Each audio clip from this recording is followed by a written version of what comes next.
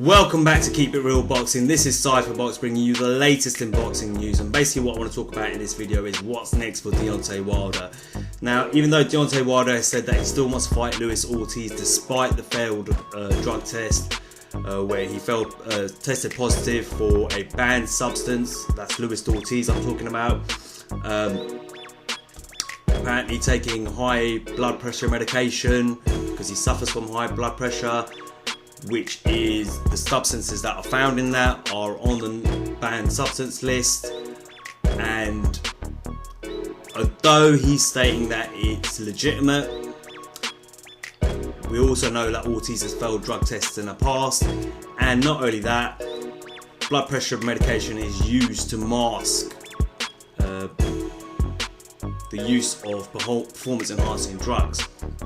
Now, if you want to hear what I think, what my thoughts on that situation altogether, there's a video I just did, I've uploaded it, go check that out. Now, what I want to talk about is what's next for Deontay Wilder. Deontay Wilder says he still wants to fight Luis Ortiz. I said in my last video that that would be totally irresponsible of the WBC to allow that, because he's pleading with them to allow it to happen. I don't think they will allow that. I don't think they're going to break the rules.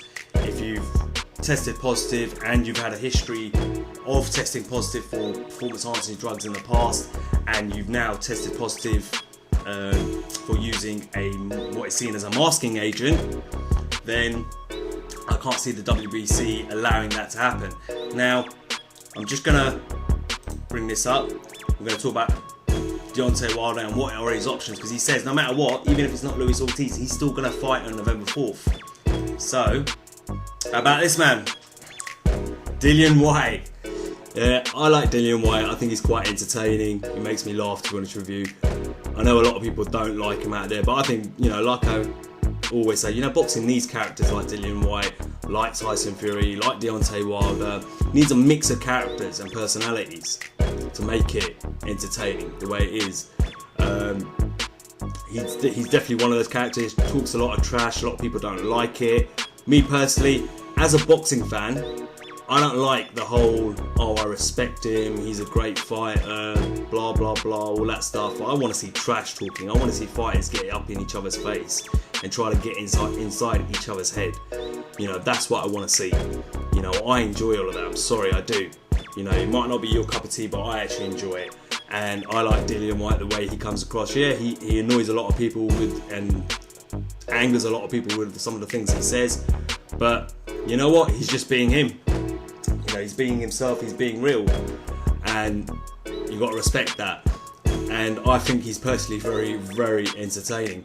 Now, just saw an IFL TV interview, shout out to them, and Kugan Cassius, who did another great interview. Always has a good bit of banter with Dillian Whyte. It was another funny interview. I would recommend you go and watch that if you already haven't. And in that, Dillian Whyte talks about a few things. He mentioned Luis Ortiz, took the mick out of Ortiz a little bit, saying that he's 60 years old, he's lying about his age, that's why he needs the blood pressure pills. He was clearly taking the mick out of him. Ripped into Deontay Wilder a little bit as well, stating that the reason he wants to fight Ortiz is because Ortiz is old, he's slow, and it'll be an easy fight for him, that's why he wants him.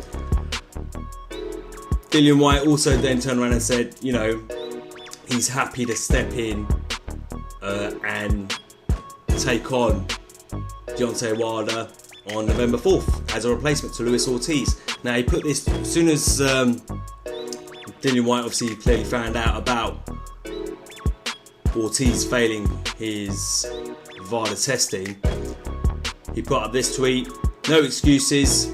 Now at Bronze Bomber, I will take Ortiz's place. Let's get it made. At Eddie Hearn, at Premier Boxing, hashtag always ready." And then he put this tweet up as well: "Missing fake champion at Bronze Bomber, last seen off his nut running away from a record payday. If seen, please contact at Eddie Hearn, hashtag Bong Squad." Excuse me.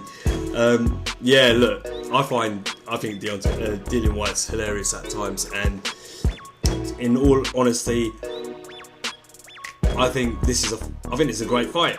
I don't see what everyone's issue is with this fight.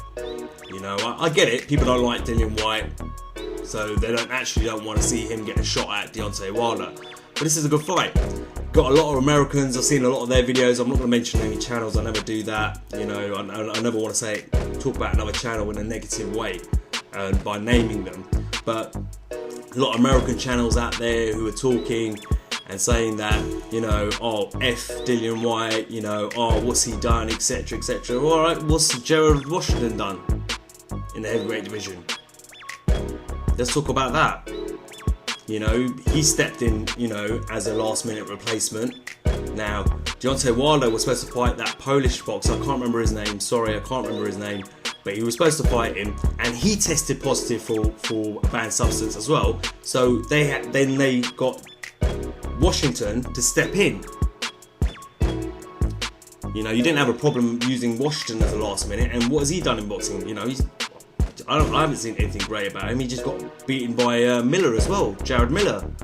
So what's wrong with Dillian Whyte? If Dillian Whyte's so easy and he's on that, and that's how you see him, he's on that level of, you know, the Washingtons and Millers, etc, and stuff like that of the world, then take him as a last minute replacement. What's the issue? I don't get it. You know, everyone's hating on this fight. You know, I shout out to one American channel out there who turned around and said, YouTuber out there said, you know, he likes Dillian Whyte, he actually likes this fight, but at the same time, he doesn't like the fact that, you know, Deontay Wilder haters, as he put it, are telling Deontay Wilder what he needs to do or who he needs to fight. Which I get, I understand that, but let's not let that get in the way of making a pretty good fight between, you know, two heavyweights. You know, Deontay Wilder needs an opponent now. He still wants to fight in November 4th.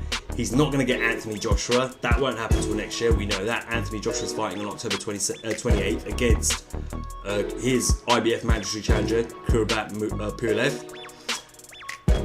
Joseph Parker just fought Hughie Fury. So those two are out of the question. You know, especially Joseph Parker, that fight's not going to happen. He's not going to take that fight, you know, lastminute.com like that. He's going to want preparation time. And his team have turned around and said that they want a few more fights before they start taking the bigger fights on, like Wilder, like Joshua. So again, that's not going to happen. You know, who else is out there? Miller apparently he's already fighting someone else, and Staverne's fighting now Dominic Breazeale on the undercard card on November 4th. Now let's say Deontay Wilder says, all right, let's give Staverne his fight for that mandatory challenge, right? Dillian Whyte has turned around and said in that interview, said that, fine, I'll fight Dominic Breazeale on the undercard then. You know, Dillian Whyte just wants to fight right now. You know, he wants a fight. And he's not getting them at the moment. No one wants to fight him at the moment. You know, trying to make a fight with Lucas Brand. Lucas Brand said the money wasn't good enough. Ricky Hatton, his promoter and manager, turned around and said, yeah, he agreed with Lucas Brand, the money wasn't good enough, so that fight's not going to happen. Dillian Whyte didn't get his fight against Jared Miller either, because Dillian Whyte says that Jared Miller wasn't willing to cross the pond and fight in the UK.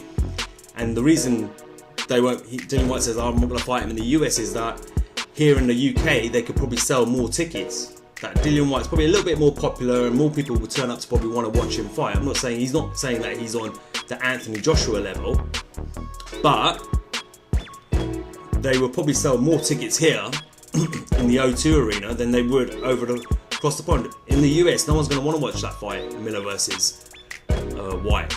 You know, here in the UK, we probably would want to watch it, and people would probably turn up and pay prices for it.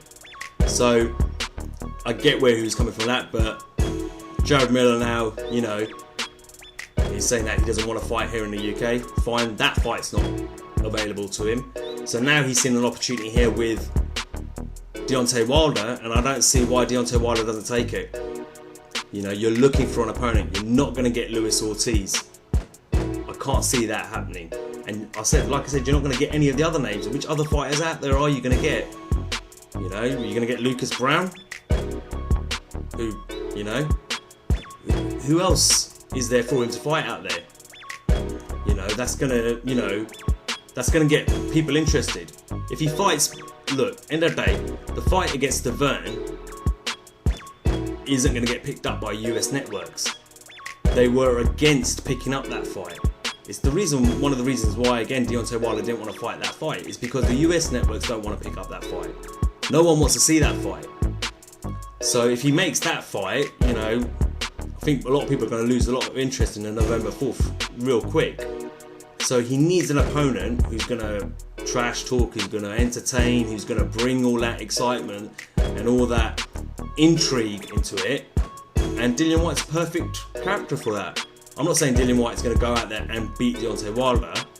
You know, I'm not saying that at all. What I'm saying, you know, end of the day, look, end of the day, when it comes to Deontay Wilder, I don't think he's the most technically sound fighter in the world. Or especially in the heavyweight division. The one thing he has in that arsenal of his, though, is that right hand. That is powerful. He's got loads of power in that. We know that. When that lands, ouch. Yeah? 9 times out of 10, his opponents are going to sleep. You know, and it'd be interesting to see, for me it'd be interesting to see how Dillian handles that when that lands. And it's going to land. In every fight, it's going to land. It's the heavyweight division fighting land. It will land. Anyway, bottom line is, I don't see the issue with Deontay Wilder fighting Dillian Whyte as a, you know, a last minute replacement for Luis Ortiz. I think it makes for a good fight, and I don't see what everyone's problem is with it. You know, you're looking for a top quality fight, you know, to keep you tuned up, keep you prepared, keep you going, keep you active. This is the fight to do it, you know. Don't see the issue with it at all. And personally, I think it's a fight that needs to be made. You know, considering Luis Ortiz looks like he's going to be out of the picture. Anyway, let me know what you think. Hit me up in the comment section. Remember guys, as always, like, share, subscribe. If you choose to subscribe, hit that bell notification icon so you can notify the minute I upload a new video. Until next time, this is Cypherbox reminding you to keep it real.